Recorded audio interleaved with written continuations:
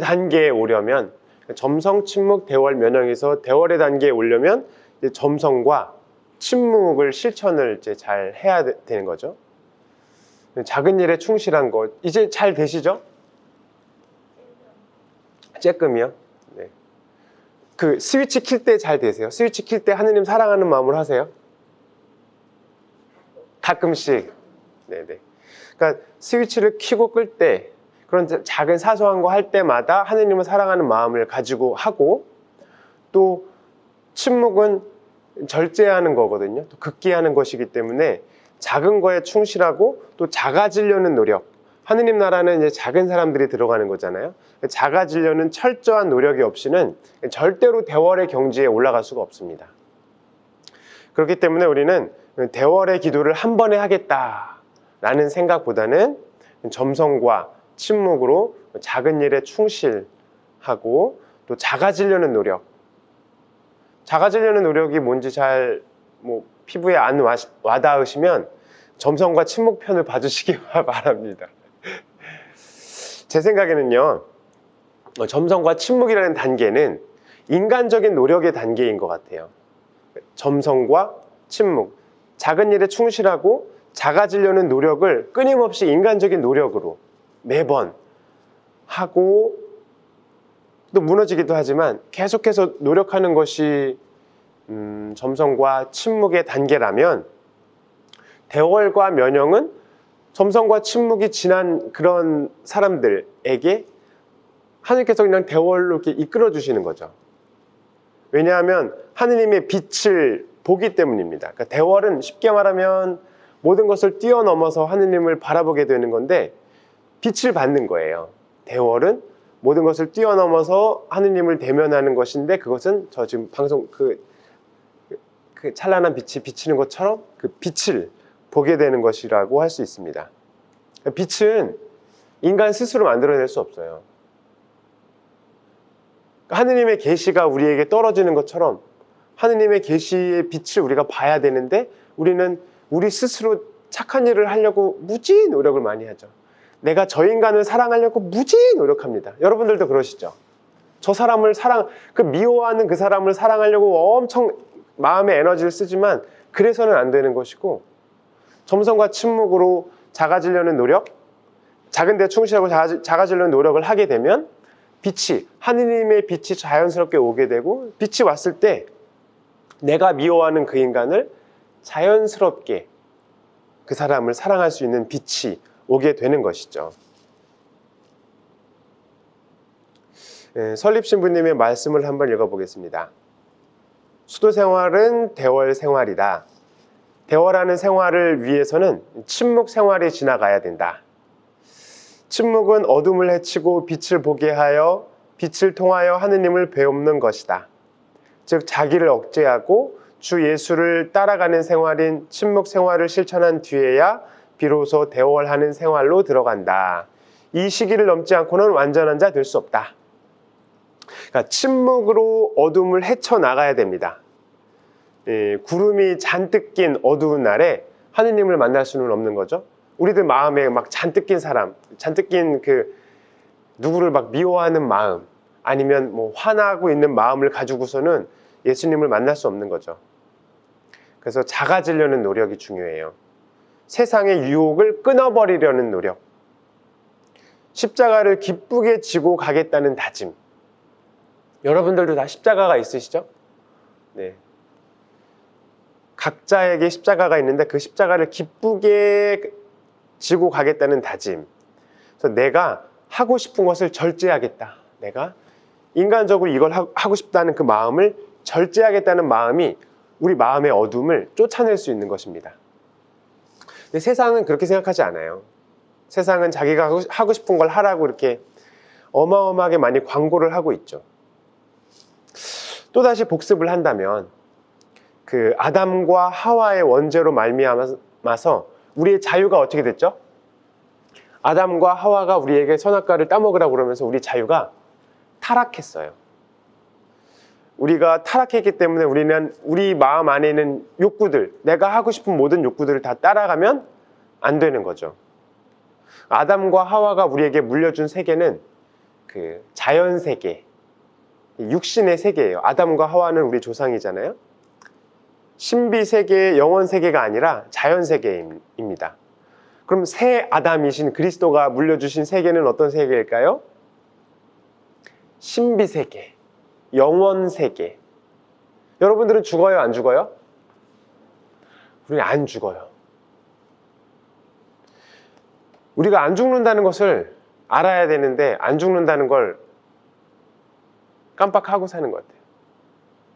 우리가 자연세계, 육신세계에 머물러 있는 이상은 우리가 자꾸 나는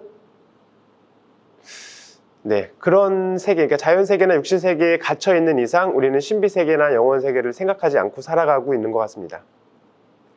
그러니까 자연세계에서는 빛이, 여기는 지금 지하 공간이잖아요. 빛이 없으면 아무것도 볼 수 없잖아요. 신비세계에서도 이 침묵으로 얻어진 빛 없이는 이 신비세계를 볼 수 없는 거예요. 자연세계에서도 저 빛 없으면 아무것도 안 보이듯이 신비세계에서, 영원세계에서도 그 침묵으로 얻어진 그 빛이 없으면 영원세계, 그 신비의 세계를 볼 수가 없는 거예요. 여러분들 다 이렇게 보고 계시죠? 근데 보고 계신 것 같기도 하고 안 보고 계신 것 같기도 하죠. 네, 맞아요. 저도 그런 것 같습니다. 제가 저는 이미 좀 신비세계에 있습니다 라고 말하기는 좀 어렵죠. 여러분들도 다 그럴 것 같아요.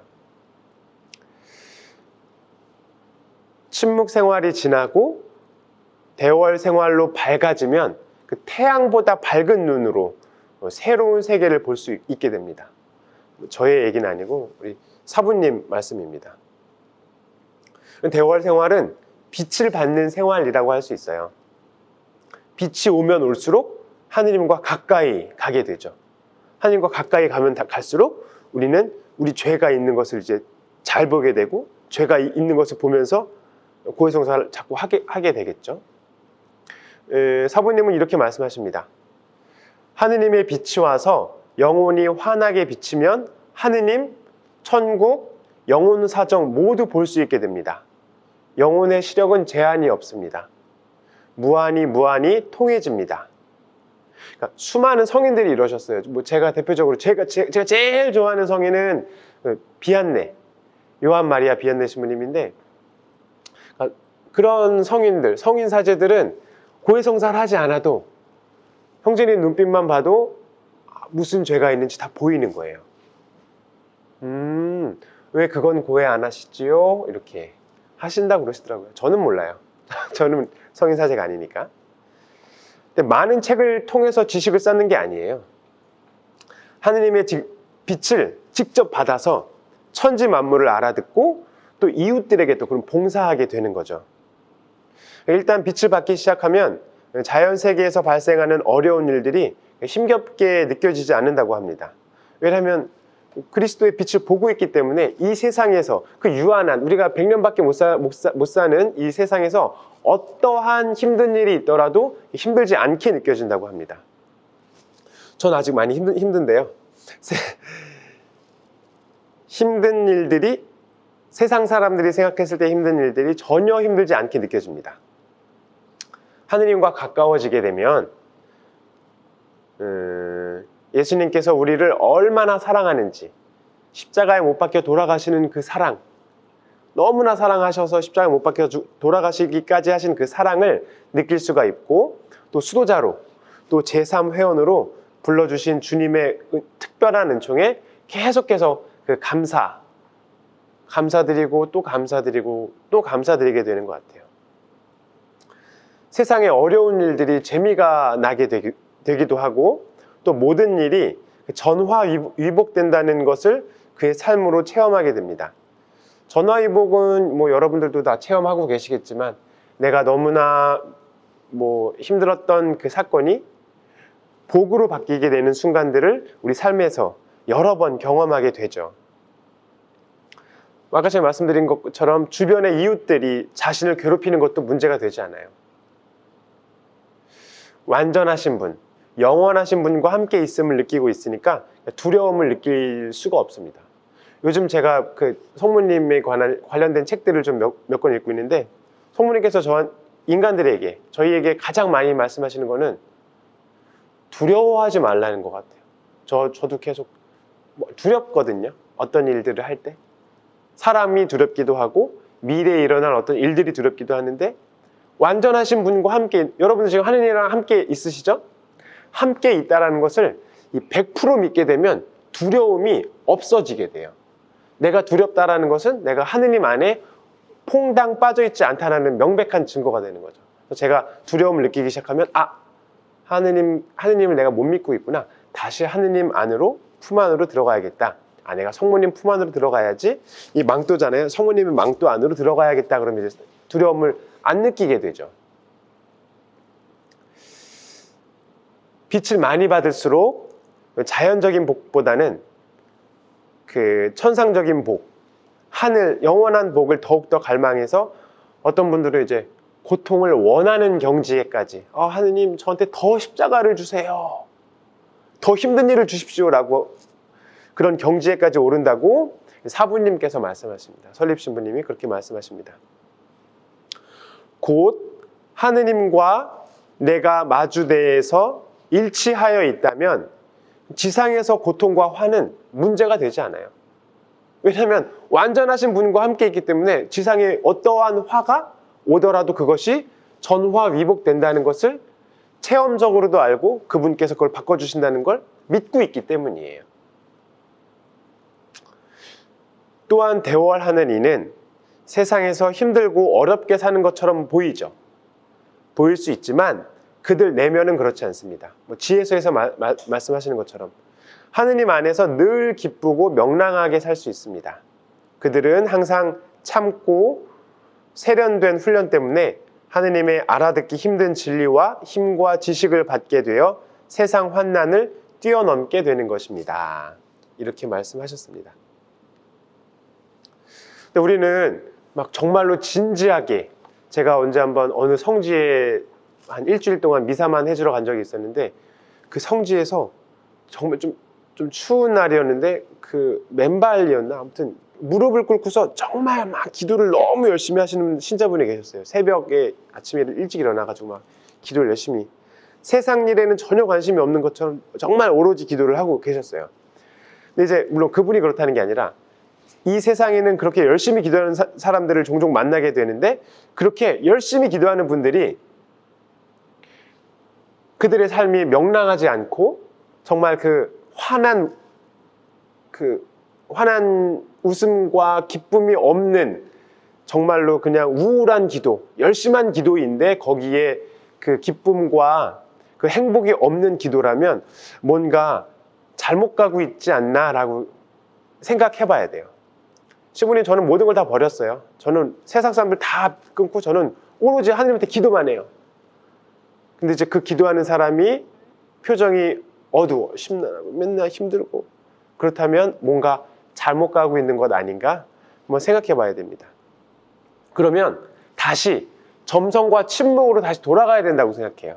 다시 기도하는, 대월 기도, 모든 것을 떠나서 하느님과 함께 기도를 하려면 하느님의 빛을 받아서 기도하는 건데, 내가 그렇게 기쁘고 하느님 은총으로 충만하지 않다면 다시 점성과 침묵부터, 작은 것 충실히 하는 것부터 다시 시작하고 내가 작아지려는 노력을 다시 하면서 하느님의 빛을 받아서 기도를 해야 된다고 생각합니다. 사랑을 하면 그 사람을 닮아가게 됩니다. 사랑은 자연스러운 거죠. 그런데 사랑을 통해서 우리가 하느님을 닮아가고자 한다면 그 사랑은 그 하느님 사랑과 이웃 사랑, 이중계명이라고 하죠. 하느님을 사랑한다고 하면서 24시간 동안 잠도 안 자고 맨날 기도를 해요. 그런데 이 사랑이 하느님 사랑만 드러나지 않아요. 하느님께 그렇게 열심히 기도하는 사람은 반드시 이웃 사랑으로 표현이 됩니다. 왜냐하면 눈에 보이는 사람을 사랑하지도 않는데 어떻게 눈에 보이지 않는 하느님만 사랑할 수는 없는 거잖아요. 그래서 우리가 방향이 잘못된 분들이 주변에 꽤 많은 것 같아요. 정말로 열심히 묵주기도 하시는데 이웃 사랑을 실천하지 않는다면 잘못된 길로 가고 있는 거예요. 묵주기도 엄청 많이 하시는 분들 계시죠? 또 성체조배 미사 빠지지 않고 다 하는데 사랑, 이웃 사랑, 봉사, 희생이 없다면 무언가 잘못됐구나 나를 점검할 수 있어야 되는데 남들이 얘기해 준다고 해서 듣지는 않겠죠. 본인이 성찰을 해야 되는데 성찰을 해서 다시 점성과 침묵으로부터 다시 시작을 해 보아야 합니다.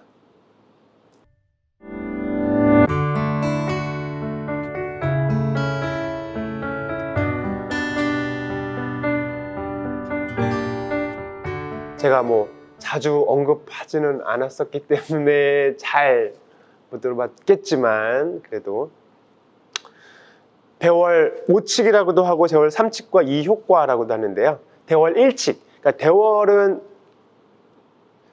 점성과 침묵을 지난 열심히 작은 것에 충실하려고 노력을 하고 작아지려는 노력, 나 자신을 끊어버리고 극기하는 노력을 했을 때 하느님의 빛을 받게 되면서 저절로 일어나는 행동은 대월 1칙, 내 뜻대로 하려고 하지 않게 돼요.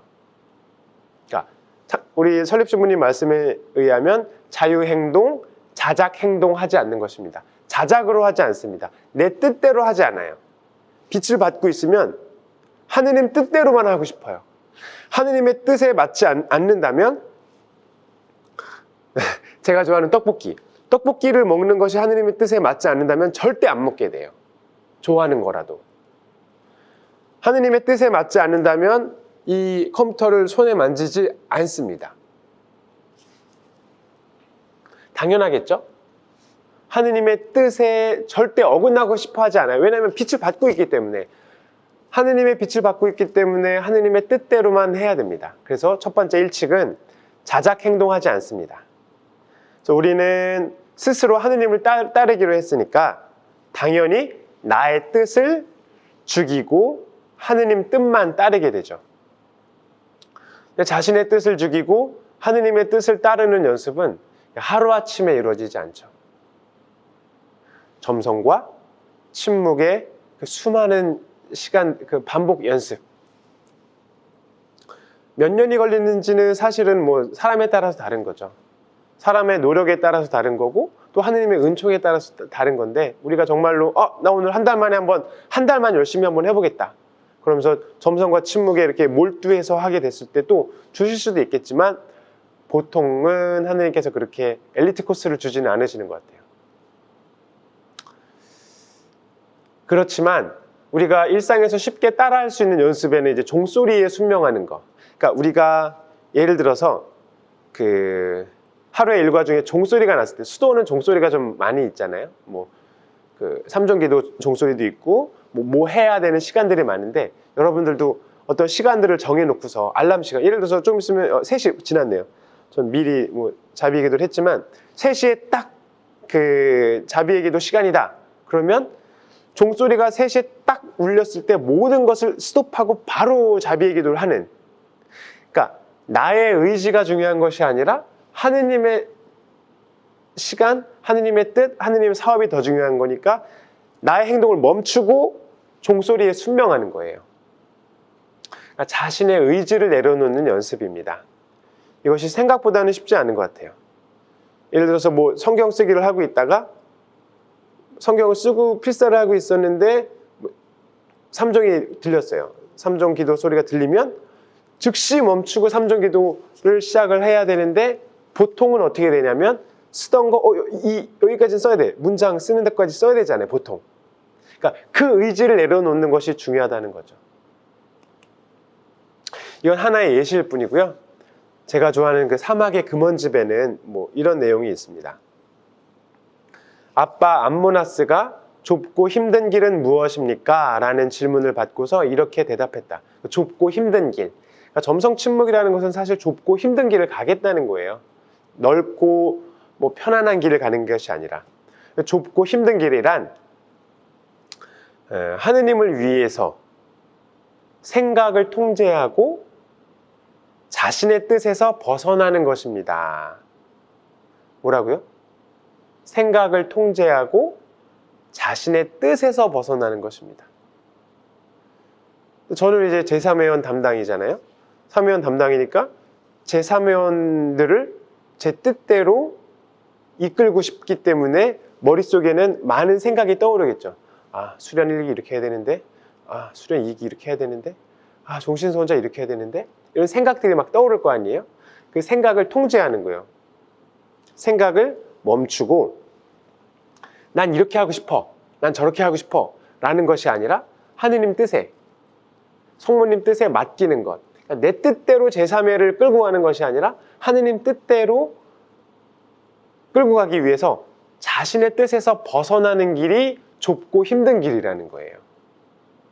그래서 자꾸 제가 자매님들한테 강조하는 거는 맛집 찾아다니면서 맛있는 거 막 이렇게 막 먹고 다니는 게 결코 하느님 뜻을 따르는 것에 이렇게 좀, 왜냐하면 자신의 뜻에서 벗어나는 것이 아니라 맛있는 것을 찾고 싶은 그 인간의 욕구를 더 극대화시킨다고 저는 생각하기 때문이에요. 뭐 우리 사모님들이 뭐 얼마나 뭐 맛있는 걸 찾아 먹겠어요. 그렇지만 전 요즘 뭐 맛있는 거 먹고 있어서 제가 할 말은 없는데요. 중요한 것은 자신의 뜻에서 벗어나는 것은 내가 먹고 싶은 것을 한 번 덜 먹는 것이 또 중요한 것 같아요. 떡볶이를 끊는데 시간이 좀 많이 걸린 것 같습니다. 한 8개월 동안 이렇게 내가 왜 과연 떡볶이를 끊어야 되는가를 계속 저 스스로 싸우면서 이렇게 떡볶이를 결국 끊었어요. 지금은 건강이 안 좋아서 다시 먹고는 있는데, 주님, 저희는 모든 것을 버리고 당신을 따랐습니다 라는 말씀의 뜻은 좁고 힘든 길을 가는 것, 나의 생각을 통제하고 그리고 자신의 뜻에서 벗어나는 것입니다. 근데 현 시대는, 우리 시대는 결코 자신의 뜻에서 벗어나는 것이 하느님의 뜻을 따르는 것이라고 믿기가 힘든 시대예요. 우리는 그런 시대에 살고 있어요. 우리의 시대는 자아 실현을 부추기고 있어요. 뭐 교보문고 같은 데만 가서도 성공의 길, 어떻게 하면 성공을 할 수 있을까? 꼬마 애들도 뭐 삼촌 뭐 결혼 축하해요, 꽃길만 걸으세요 이러잖아요. 꽃길, 고통 없는 길, 자기 자신을 실현하는 길. 그래서 우리가 왜 자작 행동을 하지 말아야 되는가? 왜? 하느님을 위해서 생각을 왜 통제하고 왜 내 뜻에서 벗어나야 되는가? 근데 사실 동서고금을 막론하고 자신의 뜻에서 벗어난다는 것은 지금 시대나 옛날 시대나 사실 힘든 일이에요. 사막에서 살고 있는 은수자들도, 또 현대 도시에서 사는 수도자들도, 여러분들뿐만이 아니라 우리 수도자들도 자신의 뜻에서 벗어나는 건 어렵습니다. 그러나 자신의 뜻에서 벗어나지 않는 한 모든 것을 버리고 하느님의 뜻을 따르기란 불가능합니다. 그래서 자신의 뜻을 따르지 않으려고 계속 연습하는 거예요.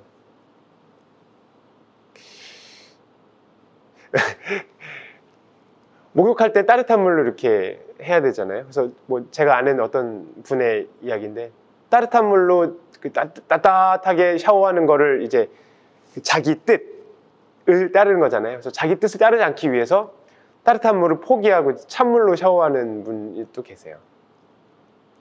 찬물이 좋아서 샤워하는 것이 아니라 자기 뜻을 포기하기 위해서 샤워하는 분이 계시더라고요.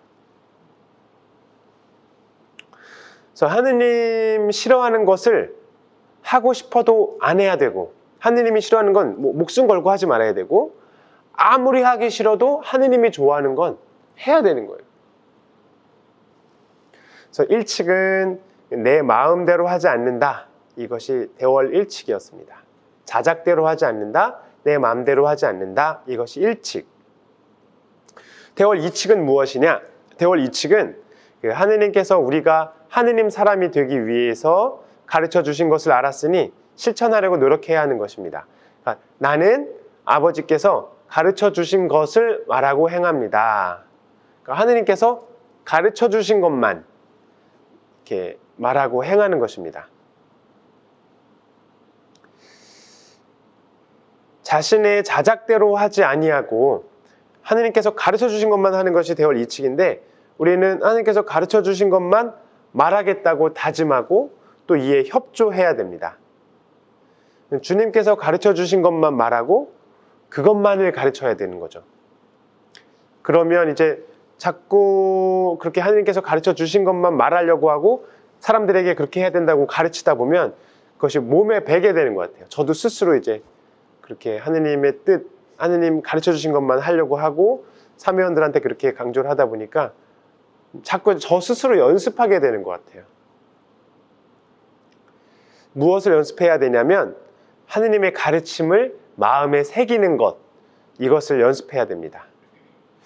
그 마음에, 여러분들 기도가 뭐라고 생각하세요? 기도는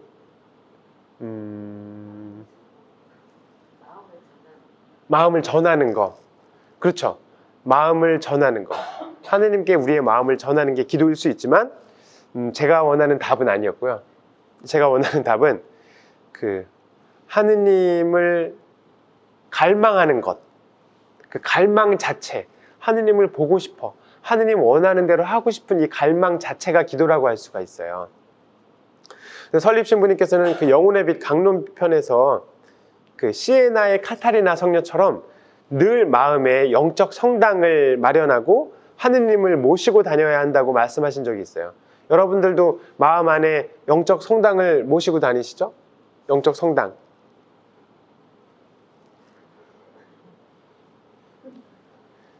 우리 미사를 하잖아요. 미사를 하면 예수님이 여기에 계신 거고, 물론 이제 소화가 돼가지고 이제 막 이렇게 대고 계시겠지만, 예수님이 여기 계시고, 이제 예수님이 계시기 때문에 예수님이 계신 곳이 감실이고, 우리 마음 안에 이제 성당이 있는 거죠. 시에나의 카타리나 성녀 대화 책에 보면 완전한 기도는 많은 말이 아니라 그 사랑에 찬 갈망으로 이루어진다고 얘기를 해요.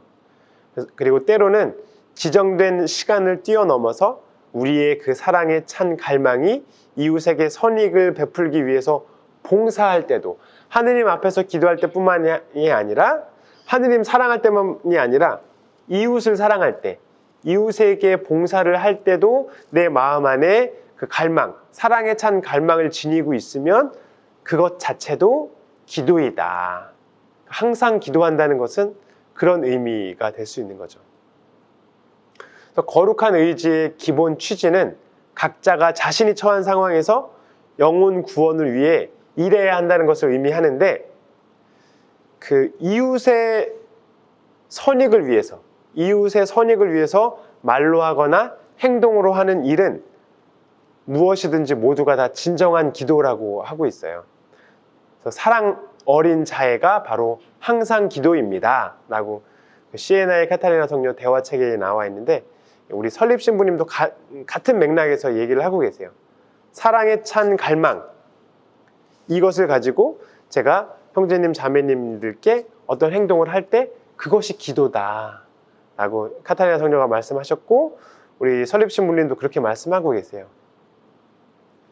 간단 없는 기도, 그러니까 끊이지 않는 기도를 이제 간단 없는 기도라고 얘기를 하는데, 너는 간단함이 없는 기구를 드려라, 너는 끊이지 않는 기도를 드려라, 오 주의 훈계다, 이는 흐림도 없고 지장도 없는 순결한 대월 명상이다. 이런 대월에 사는 이는 일을 해도, 컴퓨터 앞에서 일을 하고 있어도 기도가 될 수가 있는 거예요. 저는 사실 컴퓨터 작업을 할 때는 자꾸 까먹게 되는데, 컴퓨터 작업을 하는 것도 하느님 앞에서 사랑에 찬 갈망으로 이것을 하는 것을 하게 되면 컴퓨터 앞에서 워드 작업을 하는 게 기도가 되는 거예요. 놀아도, 여러분들 뭐 하고 노세요? 좀 시간이 지나면서 노는 게 뭐 특별히 없는 것 같긴 하지만, 아무튼 노는 것도 기도가 될 수가 있는 거고, 먹는 거, 먹을 땐 기도 잘 하시죠? 왜냐하면 맛있는 거 먹으면은 절로 기도가 나오잖아요. 설마 아유 맛있다라고만 하진 않잖아요. 우리가 먹으면서 이 음식을 전해주신 하느님께 감사의 마음이 가끔씩밖에 안 올라오지만 아무튼 가끔씩 올라오면서 감사를 드리게 되고 기도를 하게 되는 거죠. 아파 누워 있어도 그게 기도가 되는 거예요. 기도를 할 수가 있죠. 괴로워도, 천대 모욕을 받아도 하느님과 항상 통해야 만복을 누리고 산다. 하느님과 통해 있으면 기도하는 시간, 미사 시간, 성물도 시간뿐만이 아니라 우리가 놀고 먹고 자고 아프고 모욕받는 시간에 우리가 참는 것도 기도가 되는 거예요. 그래서 우리가 염경기구만이 기구가 아니라는 것을 배워야 한다. 기구는 기도에 옛날 썼던 말인 것 같아요. 그래서 순결한 대월이면 무엇이든지 나쁜 것이 없고 좋은 것뿐이라는 것을 배워야 한다. 그러니까 하느님의 빛을 많이 받은 순결한 대월을 하는 사람이면 자신에게 주어지는 모든 것이 다 좋은 것으로 받아들이게 되죠. 그래서 내가 메신 하느님은 모든 것을 새로 창조하시고 바꾸어 꾸며 놓으시고 생활케 하시고 거룩케 하시고, 이 말 참 많이 말씀하세요. 생활케 하시고 거룩케 하시고 강복하여 주시는 것을 내 눈으로 친히 보리라. 그래서 너는 간단함이 없는 기구를 드려라. 오 주의 훈계다. 이는 흐림도 없고 지장도 없는 순결한 대월이다. 라고 노래하셨습니다. 우리 누구나가 다 알고 있듯이 숨을 멈추면 우리는 죽습니다.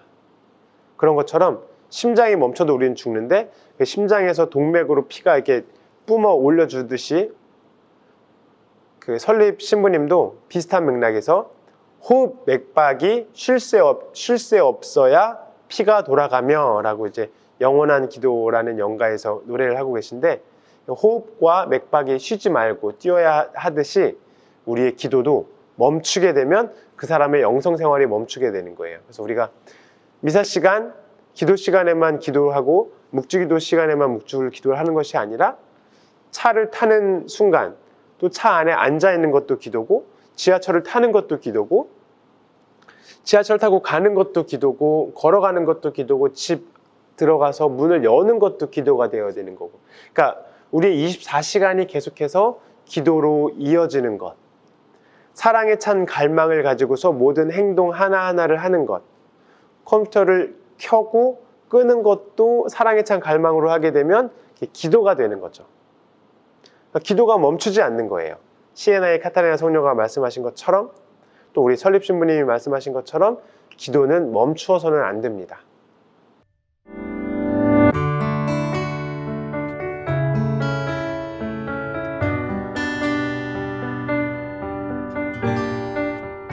또 우리 설립 신부님이 말씀하신 것처럼 기도는 멈추어서는 안 됩니다.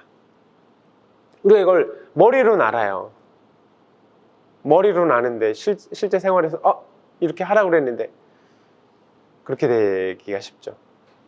그러나 뭐 실망하지 않고 계속해서 연습한다면 몸에 익게 됩니다. 그렇게 되면 내가 지금 기도하고 있구나, 그렇게 생각하게 되죠. 그러나 실생활에서 우리가 생각하는 기도를 멈추지 않고 한다는 것은 사실상 불가능합니다. 그러나 설립 신부님께서 말씀하시는 기도란 우리가 통상적으로 생각하는 기도와는 다른 거죠. 그래서 그 간단 없는 기도, 끊임없는 기도라는 것은 그 우리 생활 자체가 기도가 되어야 된다는 거예요. 우리 생활 자체가. 제가 자주 말씀드렸죠. 아닌가, 제가 아주 말씀을 안 드린 적이 있었나요? 네. 그래서 우리가 생활할 때 몸과 마음의 자세 자체도 또 기도가 되는 거예요. 그래서 몸의 자세는 항상 예수님이 곁에 계실 것처럼, 예수님이 딱 곁에 계신다고 생각하는데 몸의 자세를 삐딱하게 하고 막 다리 꼬고 있고 막 그렇게 못하겠죠. 그래서 마음은 예수님께 열어보여도 부끄러울 것이 없을 정도로 깨끗하게 보존해야 되는 거죠. 이런 생활을 성체 모시고만 잠깐 하는 것이 아니라 죽는 날까지 계속해서 이런 기도가 되어야 영원한 기도가 되는 것이고, 또 그리스도께서 즐겨 들어주시는 간단 없는 기도, 끊임없는 기도가 되는 것입니다. 제가 늘 강조하는 것은 사실 간단 없는 기도를 하라는 게 아니라 끊임없는 기도를 못하게 되었을지라도 실망하지 말라는 거거든요.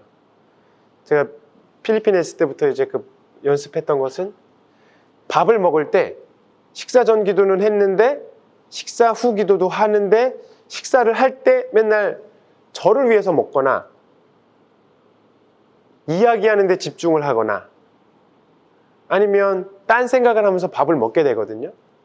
그런데 꼭 밥을 다 먹고 나면 밥을 먹는 시간 내내 하느님을 사랑하지 못하고 밥을 먹었구나, 실망을 참 많이 했었어요.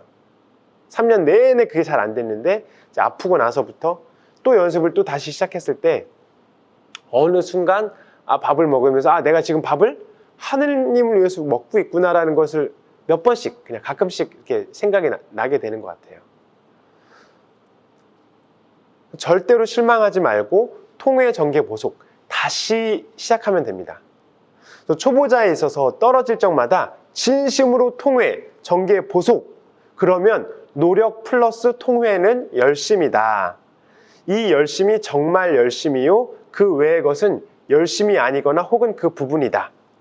이 열심이 끝까지 항구하는 것이요, 이 열심이 간단함이 없는, 끊임이 없는 영속적인 기도다라고 이렇게 설립신부님이 말씀하셨어요.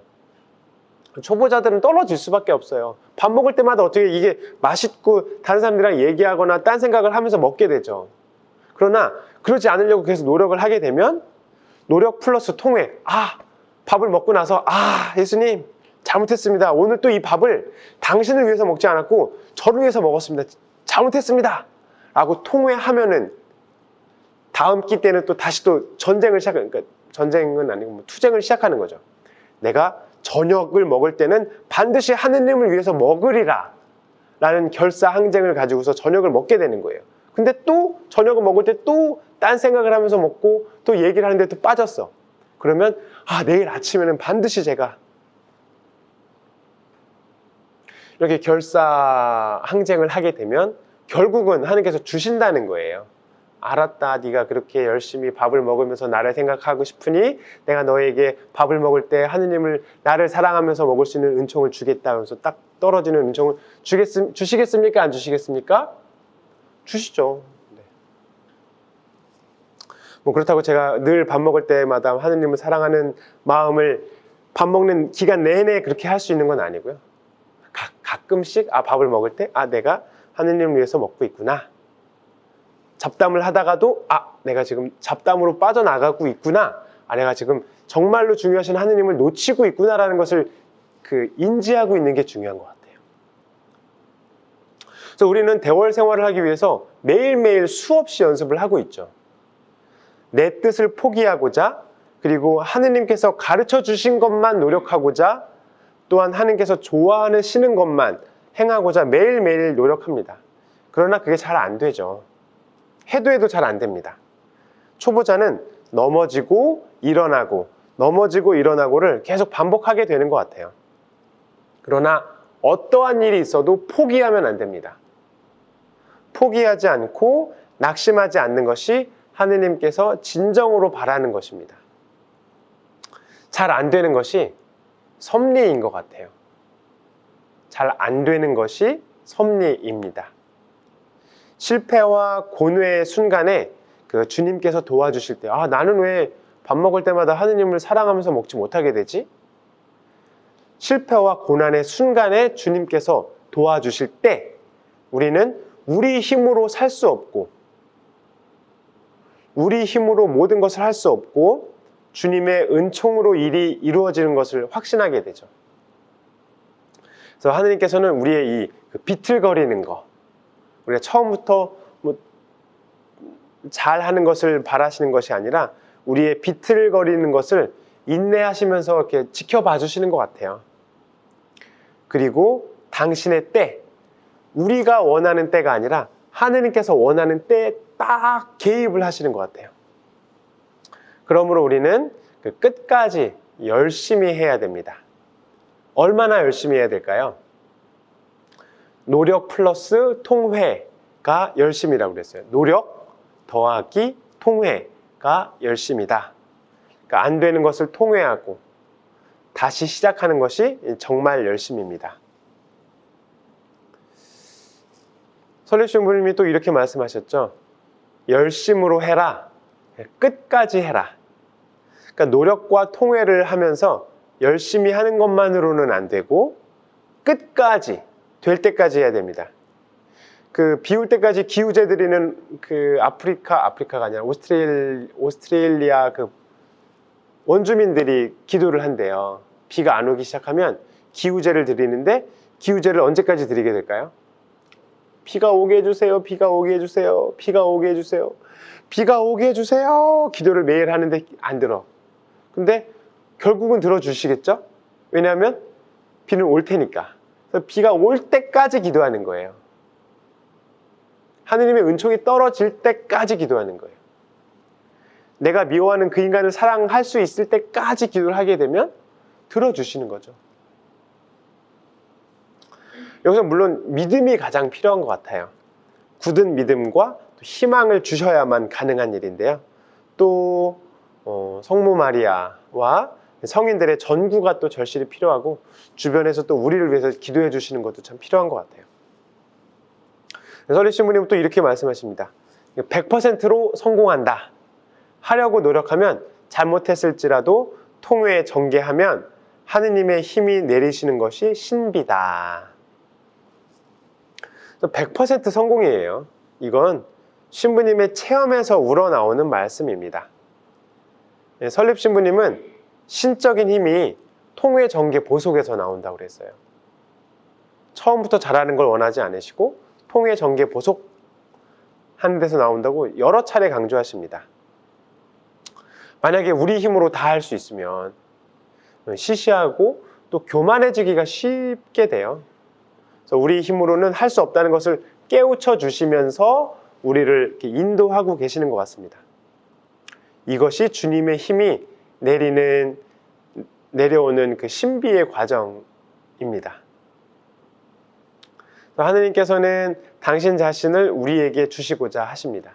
하느님은 당신 자신, 그 영원한 무궁무진한 그 은총을 우리에게 주시고자 하는데 우리는 실천하고 노력하면서 통회, 보속, 전개만 하면 됩니다. 라고 설립 신부님께서 말씀하셨습니다. 대월 3칙은 나는 아버지 좋아하시는 바를 항상 해드리는 것입니다. 대월 1칙은 자작대로 하지 않는 것, 내 마음대로 하지 않는 것. 2칙은 하느님께서 가르쳐 주신 것만 하는 것. 3칙은 하느님 좋아하시는 것만 하는 것.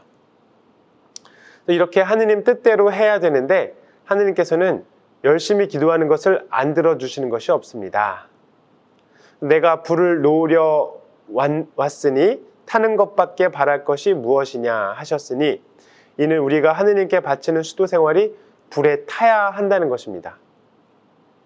이렇게 하느님은 형식적인 것을 원하지 않으시고 마음을 원하십니다. 우리가 기도할 때는 태우는 기도가 백발백중이니 이 모든 것은 하느님의 영광대로 되어지기를 기도함이니 이 기도보다 더 좋은 것은 없습니다. 이는 화살기구에 비할 것이 아니니 전격적인 기도입니다. 이렇게 하느님 좋아하시는 것만 하면 됩니다. 설립 신부님이 말씀하셨거든요. 여러분들 그 효자 효녀세요? 저도 효자는 아닌 것 같습니다. 효자들의 특징이 뭘까요?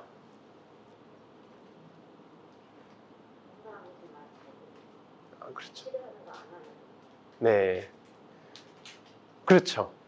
어머니 아버지가 네네. 네, 어머니 아버지가 그 무엇을 좋아하는지 잘 아는 사람, 그리고 그 무엇을 좋아하는지 알고 그것을 그대로 해드리는 사람이 효자인 것 같아요. 제가 음식을 못해가지고 부모님께서 좋아하시는 음식을 잘 대접해드렸으면 좋겠는데 하느님 아버지께서 제일 좋아하는 음식이 뭘까요? 하느님께서 좋아하시는 음식이 뭘까? 물론 이 음식은 정말로 우리가 먹는 음식은 아니겠죠? 하느님께서 제일 좋아하시는 음식은 희생이에요. 희생. 우리 설립 신부님 영혼의 빛 그 용어 해설편에 보면 영광의 기도 혹시 들어보셨어요? 영광의 기도? 제가 강조해 본 적은 한 번도 없었던 것 같은데 영광의 기도라는 게 있어요. 이 말의 뜻은 그 희생에 따르는 기구, 희생에 따르는 기도, 그러니까 생활화한 기도를 바침으로써 하느님께 참된 영광을 드리는 것. 그러니까 생활화된 기도. 근데 그것이 이제 그 희생에 따른 기도예요. 그러니까 희생을 하는 기도가 영광의 기도거든요. 그래서 우리의 희생은 곧 하느님께서 즐겨 흠양하시는 음식이 된다는 것을 묵상해서 어려운 수도 생활을 잘 참아받음으로써 하느님께 영광되는 기도를 바치기를 힘쓰는 것입니다 라는 게 영광의 기도예요. 그러니까 하느님께서 제일 좋아하는 것은 우리의 희생이에요.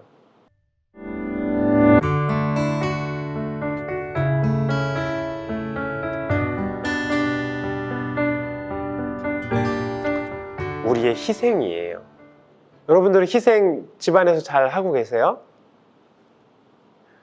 물론 아버지 어머니들은 다 희생을 하시죠. 그러나 중요한 것은 우리가 효자로서, 효녀로서 아버지가 좋아하시는 희생을 어떻게 바칠 것인가, 아버지께서 좋아하시는 희생을 우리가 구체적인 실천으로 어떠한 것들을 이렇게 우리 아버지께 바칠 것인가를 고민하면서 살아간다면 참 재미있을 것 같아요, 삶이. 하느님께서 우리의 희생을 좋아하신다. 하느님은 제일 바라고 원하시는 것이 우리의 희생이에요. 그래서 예수님께서 희생되신 거래요. 하느님 바라고 원하시는 것이 이것뿐이라는 것을 보여주시기 위해서 희생되신 거예요. 예수님이 십자가에 못 박혀 돌아가셨죠? 이것은 희생이에요. 희생되는 것을 보여주신 것은 우리에게 나는 희생을 원한다 라는 것을 보여주시기 위해서 십자가에 못 박혀 돌아가시는 그 어린 양의 희생을 보여주신 거예요. 희생은 그렇게 힘들고 버거운 것이라고 느껴지죠. 사실 우리는 인간적인 세상 안에서 살고 있는 우리는 그렇게 생각하게 되는데, 사실 조그마한 희생을 하는 게 참 중요한 것 같아요. 조그만 희생. 주님을 위해서 참는데 재미를 붙이면 좋을 것 같아요. 이것이 재미있게 살다가 재미있게 죽는 비결입니다. 이런 사람들은, 희생하는 사람들은 결코 불평불만을 터뜨리지 않겠죠. 진실한 희생 기도는 그 불만을 참는 거예요. 근데 여러분들은 불만 없으시죠? 아, 있으세요? 불만이 있으시구나. 항상 기쁘게 사는 비결은 불만을 참는 것. 그래서 우리 하느님께서는 우리가 드리는 희생을 잡수시고 살고 계세요. 우리의 희생이 하느님께 올리는 수라, 음식이라고 믿는다면 우리는 희생을 즐겨 하겠죠. 희생은 참아받는 거예요. 그 희생을 제일 좋아하시는데, 여러분들은 어떤 희생을 좋아하세요? 그러니까 이거를 나의 일상 안에서 이런 희생을 한번 해볼까? 그러니까 크고 거창한 거 말고, 제가 아까 전에 그 음식 얘기를 했었잖아요. 내가 제일 좋아하는 음식 하나 덜 먹는 거. 또 어떤 분은 내가 2분 더 자고 싶은 것을 멈추고 2분 일찍 일어나는 거, 2분 더 늦게 자고, 그 정도, 2분 아주 작은 것을 하느님을 위해서 바치는 게 그게 무슨 작은 희생이야. 근데 우리들 일상 안에서 우리가 어떻게 해서 희생을 해서 우리 하느님 아버지께 맛있는 음식을 드릴 수 있을까를 고민해 보는 게 참 중요한 것 같아요. 우리 어떤 수사님, 우리 모 수사님은 그 음식물 쓰레기 버리는 걸 좋아하세요. 그 희생을 이제 막 하느님께 바치려고 하시는 분도 계시고, 또 어떤 수사님은 쓰레기 분리수거 하는 것을 또 희생으로 생각해서 또 분리수거를 하시는 분도 계시고, 또 어떤 경우에는 남들 모르게 하는 희생이 제일 좋거든요. 남들 모르게 어떤 것이 딱 어지럽혀져 있을 때 내가 그래 이걸 말하지 않고 깨끗하게 닦아야지. 또 우리 수도는 또 크잖아요. 희생할 게 너무 많아요. 너무 많아가지고 너무 행복한데 체력이 안 돼가지고 다 그 행복한 것들을 다 못 채우고 있습니다. 이거 몰래 해줘야지. 근데 너무 육체적으로 힘들어. 아무튼 집안에서도 내가 그 희생할 거리들을 찾아서 하느님을 기쁘게 해드린다는 생각을 하게 되면 그 희생이 결코 지루하거나 힘들지 않죠. 그래서 남몰래 교황 요한 23세께서 하셨던 게 이제 남몰래 하나하나 그 숨은 선행을 하는 게 그 10가지 계명 중에 하나였거든요. 그래서 여러분들도 남모르는 희생을 이렇게 하시면 좋을 것 같습니다. 예수 그리스도의 십자가를 함께 지고 간다는 것은 대단한 일이 아니라 나의 그 조그만 희생과 예수 그리스도의 그 희생이 합해져서 훌륭한 예물이 되는 거예요. 예를 들어서 밥 먹고 나서 우리 수도는 설거지가 자유예요. 자율적으로 설거지를 하게 되는데 몸이 너무 피곤해요. 피곤하면 오늘 설거지하기 싫은데 그래도 오늘 그래도 하느님 사랑하는 마음으로 희생을 해서 하느님께 즐거운 희생을 바쳐야지 라고 하면 그 설거지가 결국 힘들지 않아요. 근데 어쩔 수 없이 다 올라가 버렸어. 그래서 나밖에 안 남아서 이게 어쩔 수 없이 하게 되는 희생은 하나도 즐겁지 않은데, 내가 기꺼이 하느님께 이 맛있는 따뜻한 이 음식을 드린다고 생각을 하게 되고 설거지를 하게 되면 정말 이렇게 맛있는 음식을 드리게 되는 거죠. 그 희생이 하느님의 아들 예수 그리스도의 십자가와 합해져서 훌륭한 예물이 되는 거예요. 이걸 안다면 우리는 몰래 희생을 재미있게 하게 되겠죠. 그 십자가로 우리가 구원되는 거예요. 구원된다는 것은 영원한 삶을 살게 되는 거예요. 영원한 삶을 산다는 것은 사실 아주 쉬운 거예요. 남모르게 희생 하나 재미있게 하는 거죠. 그것이 그리스도의 십자가와 합해져서 구원의 선물로 나한테 오게 되는 선물인데 우리가 그걸 잘 모르고 있기 때문에 안 하게 되죠. 그래서 설립신부님은 이렇게 말씀하셨습니다. 인내가 영광이라 하셨기에 괴로움이 나는 좋아. 그러니까 빛을 받게 되면 괴로움이 좋은 거예요. 왜냐하면 나의 이 괴로움이 예수 그리스도의 십자가상 괴로움과 합해져서 훌륭한 예물이 되는 거기 때문에. 인내 감수하였더니 이렇게 생각할 적마다 괴로워도 즐거웠나이다. 인내 감수. 뭘 인내 감수하겠어요? 힘든 일들을 감수하겠죠. 힘든 일이 떨어졌을 때 예수 그리스도의 힘든 일과 합해져서 훌륭한 예물이 되는 거예요. 인내 감수할 때마다 임께서 어이나 좋아하시는지, 나에게 힘든 일이 떨어졌을 때 내가 기쁘게 감수 인내할 때 하느님께서 좋아하시는 얼굴을 우리가 상상할 수가 있죠.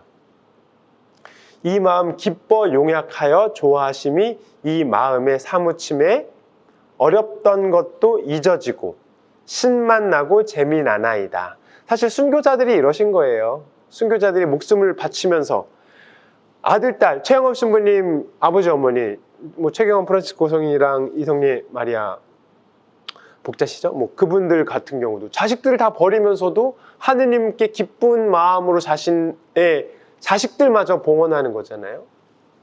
그런 마음으로 기뻐 용약하게 되는 거죠. 그래서 어렵던 것도 잊어지고 신만 나고 재미나게 되는 거예요.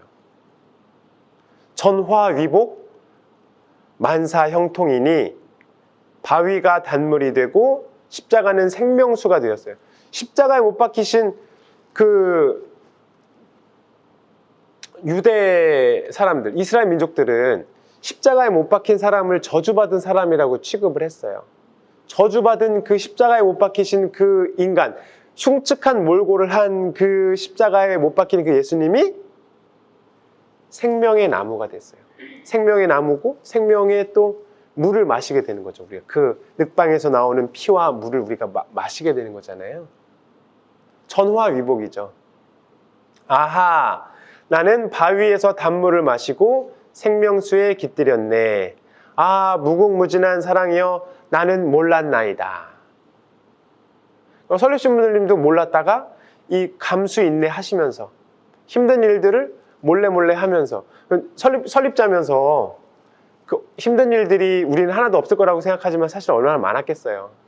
교구 신부님들로부터도 어떤 힘든 일도 있었을 수 있고, 또 우리 수사님들, 수녀님들이 또 말을 또 잘 안 들으셨을 수도 있고, 제가 잘 모르지만, 네. 그래서 희생을 하는 것이 하느님께 가장 맛있는 음식을 드리는 것이다. 근데 희생하지 않으면 어떻게 될까? 우리 설립신부님 이렇게 말씀하셨어요.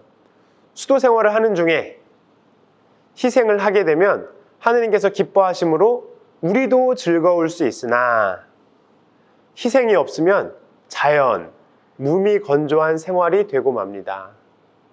수도 생활을 하면서 희생을 하게 되면 즐거울 수 있는데 희생을 하지 않게 되면 무미건조해요.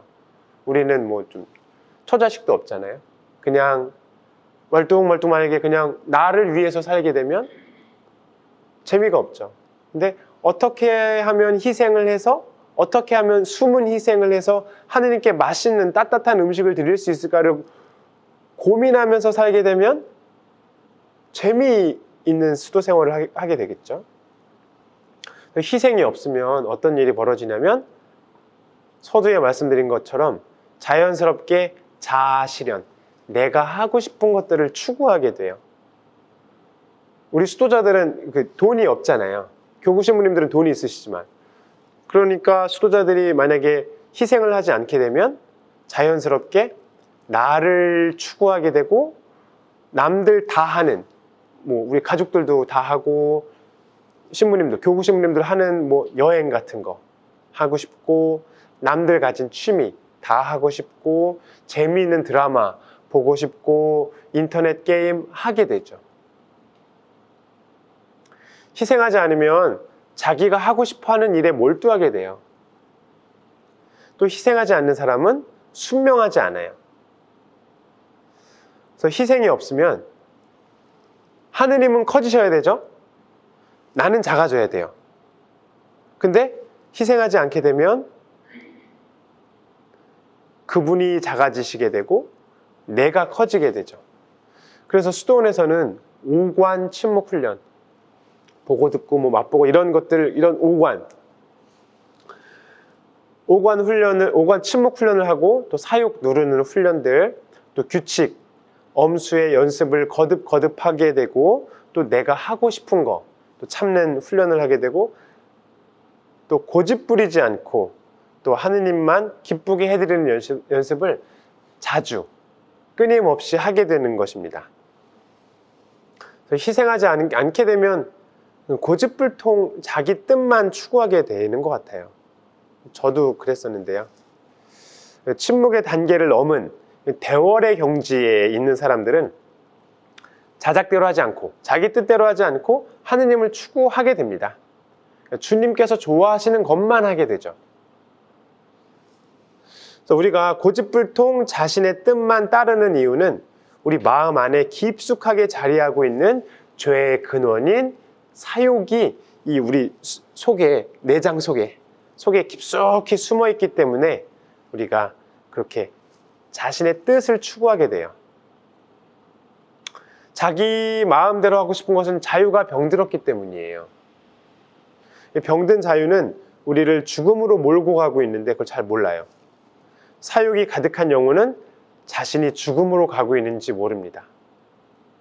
사욕에 물들었으면 자유가 병들게 된 거고, 병든 자유로 자기가 하고 싶은 것을 추구하게 되면 결국은 천국의 반대 방향으로 가게 되는 거예요.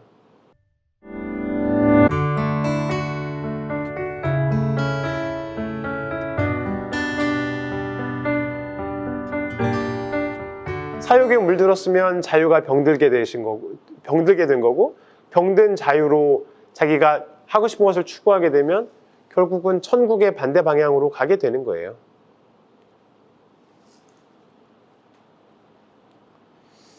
그래서 요즘 시대 사람들은 이렇게 말을 하겠죠. 자신의 뜻대로 사는 것이 왜 나쁜 것이지? 라고 자연스럽게 생각하겠죠. 우리가 사욕을 따라서 살게 된다는 것이 내 뜻대로 산다는 것이라는 것을, 그러니까 사욕을 따라간다는 것은 내 뜻대로 산다는 것. 물론 같은 말이 아닐 수 있지만 사욕을 따라간다는 것이 내 뜻이라는 일 가능성이 아주 높게 되는 거예요. 하느님은 우리의 사욕 없는 생각과 마음으로, 그리고 하느님 뜻대로 사는 것을 좋아하십니다. 설립신부님은 이렇게 말씀하십니다. 사욕이 없는 생각, 말, 행동은 하느님 달게 잡수시는 음식이다. 우리 식성에 맞게 잘 차려주면 얼마나 좋을까?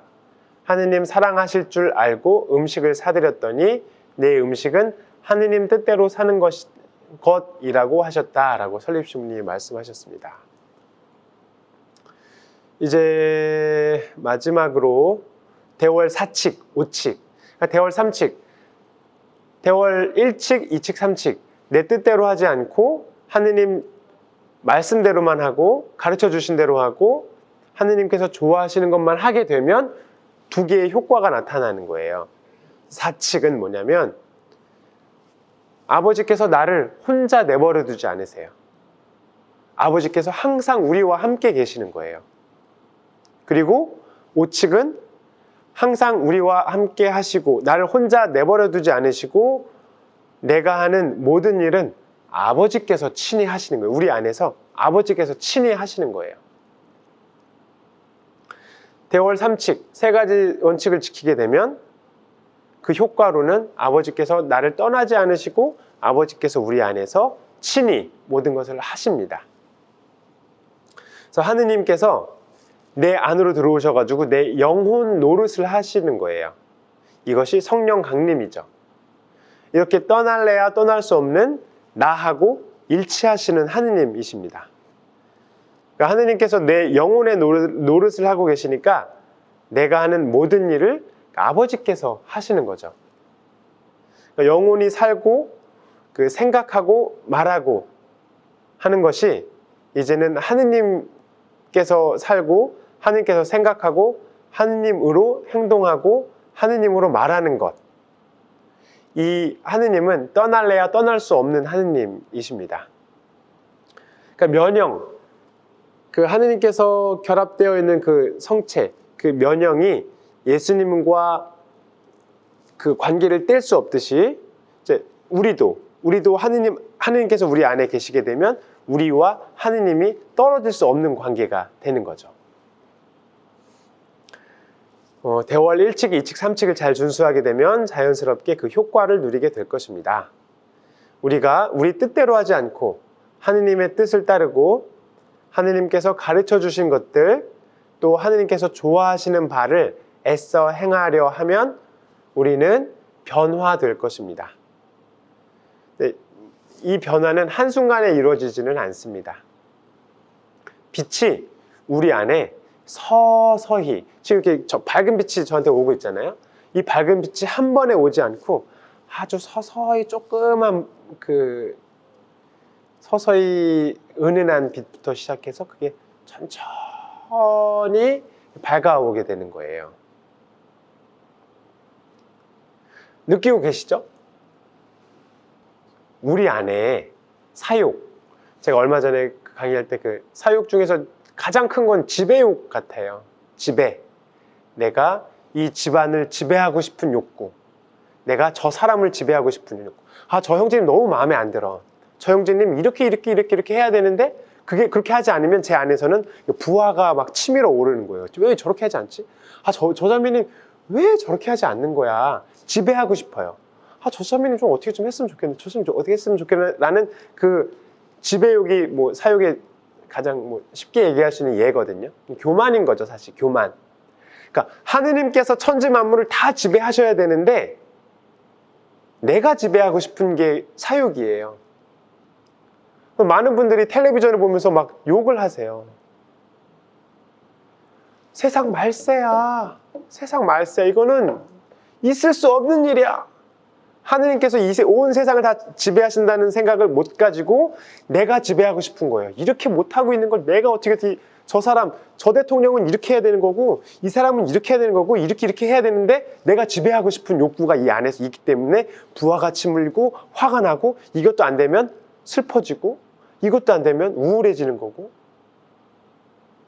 내가 지배하고 싶은 욕구 때문에 생기는 것들입니다. 이 지배하고 싶은 욕구는 교만이라는 그 마귀가 넣어준 독소 때문에 일어나는 거예요. 그것이 사욕입니다.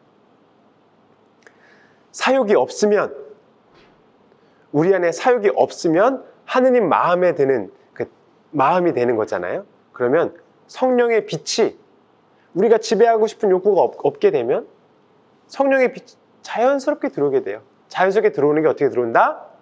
서서히 들어온다. 너무 느리게 들어온다. 그러나 우리가 실망하지 않고 그 빛을 기다리면 온다. 100% 온다는 게 중요한 거죠. 마귀는 우리한테 끊임없이 실망을 하게 해줘요. 난 이거밖에 안 되는 건가. 예수님은 그거밖에 안 되는 여러분들을 부르신 거예요. 잘하는 사람을 부르는 것이 아니라 못하는 사람을 부른 거예요. 그 모양 그 꼴인 사람을 부르시는 거예요. 수도자의 본분은 성령을 모시는 데 있어요. 강창근 바오로라는 이 인간을 내 뜻대로 하지 않고 쏙 빼고 성령께서 쏙 제 마음 안으로 들어오시는 게 우리의 수도자의 본분이에요. 여러분들의 본분은 뭐예요?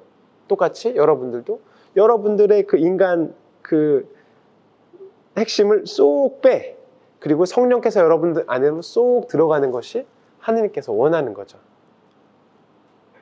초대교회에 있어서 사도들이 성령을 받아 모셨잖아요. 그래서 완전한 사도의 힘을 받았듯이 우리 수도자들도, 우리 제3회원들도 성령을 모실 때 완덕으로 나아갈 수가 있어요. 성령을 모셔야 우리가 지배하고 싶은 욕구, 우리가 우리의 어떤 원초적인 욕구들을 서서히 빠져나가고 성령의 빛이 들어왔을 때 우리는 그 성령을 모실 수가 있고 완덕으로 나아갈 수가 있는 것입니다. 수도자의 생명, 제3회원들의 생명은 성령을 모시는 데 있습니다. 성령을 모시지 못하면 수도 생활은 헛한 거예요. 내 뜻대로 하고 싶으면 수도 생활이 아닌 거죠. 왜냐하면 성령의 도우심이 없이는 정결하게, 가난하게, 순명하면서 살 수가 없어요. 불가능합니다. 인간적인 본성으로는 정결, 청빈, 순명을 한다는 것은 불가능합니다. 우리는 본래 하느님의 모상대로 태어났어요. 그죠? 하느님의 모상대로 태어났는데 인류가 타락을 했어요. 아담과 하와가 선악과를 따먹으면서 원죄를 저지르게 됐고 우리의 자유가 망가졌고 손상되었고 이 자유를 회복시키기 위해서 누가 오셨어요?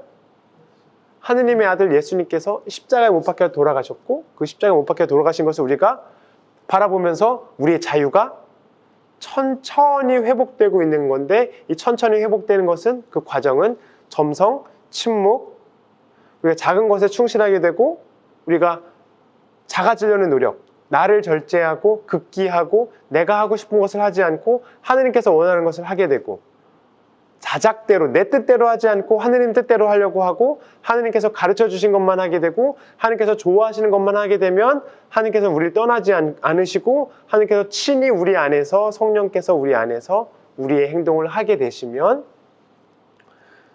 우리는 하느님의 모상을 회복하게 되는 거죠. 근데 세상은 이것을 잘 모르는 것 같아요. 세상 사람들은 하느님의 모상을 회복하는 것에 관심이 없어요. 자신들의 욕구, 아까 지금 말씀드린 지배 욕구, 이 세상을 지배하고 싶은 욕구, 다 지배하지 못하니까 마음 안에서 지배하고 싶죠. 그리고 내가 가진 정욕이든 먹는 욕구든 소유 욕구든 권력 욕이든 명예 욕이든 욕구들을 채우고 싶은 세상이에요. 얼마 전에 버스를 타고 오는데 사람들이 스마트폰으로, 특히 젊은 사람들 스마트폰으로 끊임없이 이거를 손을 움직여야 되는데 정신없이 그 인터넷의 세상에 빠져 있는 것 같습니다. 세상은 너무나 빠르게 변하고 있고 하느님은 우리를 끊임없이 우리를 사랑의 눈으로 바라보고 계시면서 언제 당신에게 눈길을 돌리나 울면서 이렇게 기다리고 계시는 것 같아요. 그래서 우리라도, 세상 사람들은 세상 사람들이라고 하고 우리라도, 제3회원들이라도, 이 방송을 보시는 분들이라도 하느님께 눈을 돌리고 이렇게 우리의 그 하느님의 모상성을 회복했으면 좋겠습니다. 우리가 성령을 모시게 되면 영혼이 하느님께서 창조해 주신 본 모습을 회복하게 되면 육체도 아름답게 된대. 우리 그 설립신부님 말씀에 의하면 자연 육체도 아름다워지고 영혼, 육신은 더 완전해져서 예수님의 모습을 담게 될 거라고 말씀하십니다. 이렇게 성령을 모시고 살아가는 영혼은 영적으로 깊은 경지에 들어가서 이 세상에서부터, 저 세상에 가서가 아니라 천국의 생활을 여기서부터 하게 되는 거예요. 여기서부터 희생을 하게 되는 것이고, 여기서부터 희생을 하고 낮아지는 것이 정말 인생의 기쁨이구나. 예수님은 낮아지려고 오신 거구나.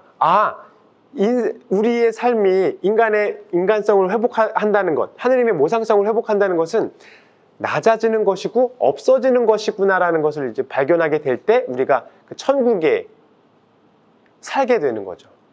점성 침묵은 우리의 인간적인 힘으로 작아지는 것을 노력하는 것이고, 대월은 하느님의 빛을 받으면서 그 작아지는 노력이 결실을 맺으면서 이제 하느님을 보게 되고 하느님의 빛을 받게 되고, 성령께서 우리 안에서 오셔서 당신 친히 행동을 하게 되시면서 면형 없어지게 되는 거예요. 우리가 온전히 없어지게 되고, 하느님께서 우리를 온전히 차지하셔서 그 아무것도 아닌 곳, 감실은 아무것도 아닌 것, 그 감실 안에 계신 그 면형, 아무것도 아닌 곳에서, 비천한 곳에서 지극히 그 평화로운 삶을 살게 되는 거죠. 왜냐하면 이 세상은 높은 곳으로는 많은 사람들이 올라가려고 해요.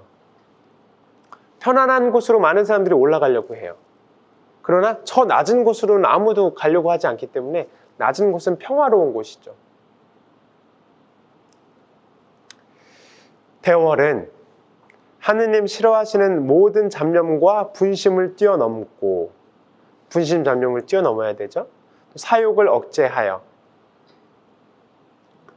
사욕은 아까 제가 말씀드렸던 지배욕, 권력욕, 소유욕, 정욕, 식욕, 그런 욕구들, 죄의 근원인 사욕을 억제해서 빛이신 하느님과 대면하는 것으로서 관상, 묵상의 과정입니다.